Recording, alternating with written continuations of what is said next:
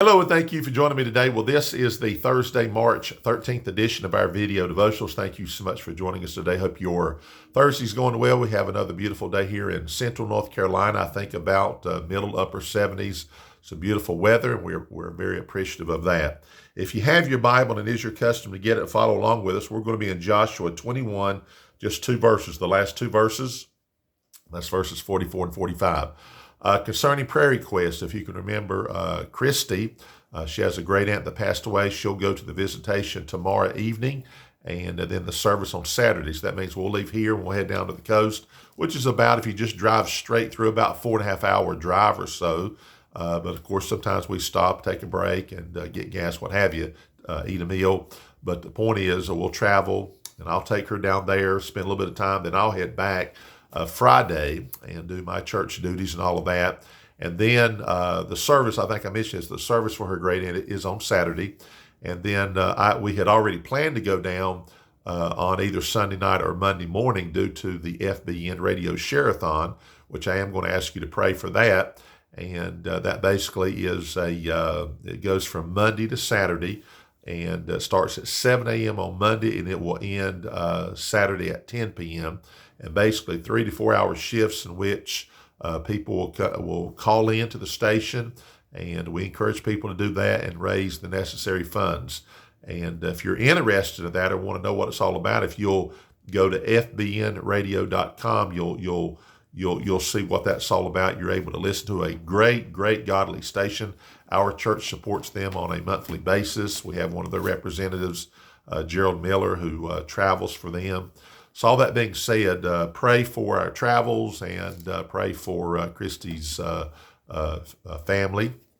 And of course, we have a lady on here, her aunt passed away. If you can remember her in prayer, and so much to pray for, I know. And then, of course, we mentioned a little 3-month-old baby that passed. That service will also be on Saturday, so remember that if you will. All right, notice here in Joshua chapter 21, so we're getting toward the end of the book, and Joshua won't be long from this standpoint. He'll be passing.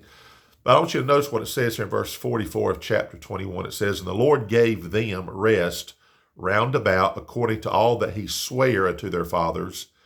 And there stood not a man of all their enemies before them. The Lord delivered all their enemies into their hand.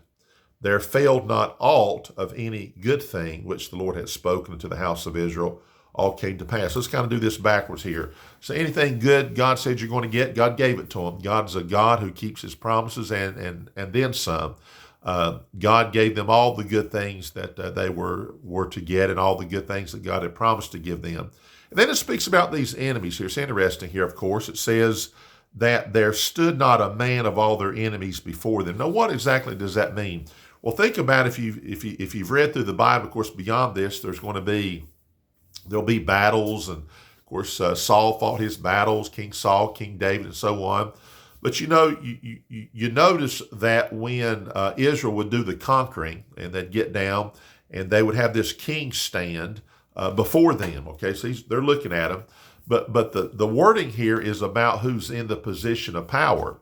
You see, Israel was in the position of being the conquerors, and these nations that they conquered were the ones that were in the conquered position.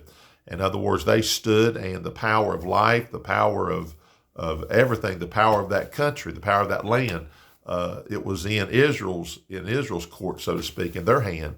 And so the enemies didn't stand over and dictate what Israel was to do, or their existence, or anything like that. And that's the way it was, and that's the way it is.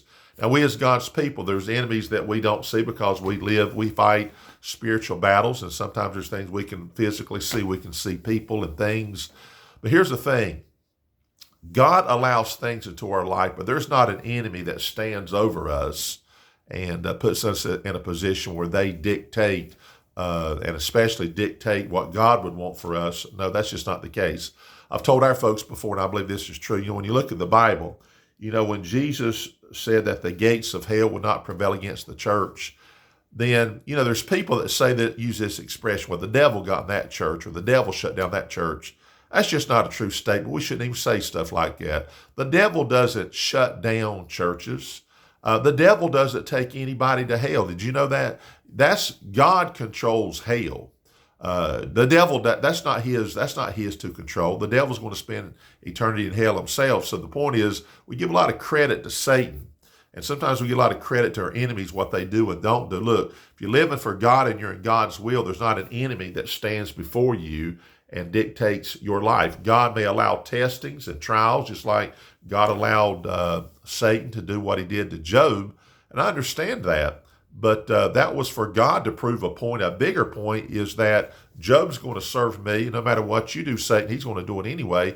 I'm going to allow you to do some things. So be careful how you give the devil credit for things. And also, if you've got enemies that you're not dealing with, and that's not the enemies having the power. That's not you and I utilizing the power that God has for us to take care of them. So be careful with that, because God says, my people are my people, and they are conquerors. And if an enemy goes about and has his will and way, that's because you've not allowed to use God's power and his access to take care of what you need to. So I think that's very important for us to understand today. Well, we're going to stop right there. Hope you have a great day, safe day, healthy day, Lord willing. Probably we'll see you back on Monday. I just don't think I'll be able to get a video up tomorrow. And if I do, then I'll see. If not, then I hope you have a great weekend, great Sunday. And then, Lord willing, we'll see you back on Monday. Have a great day.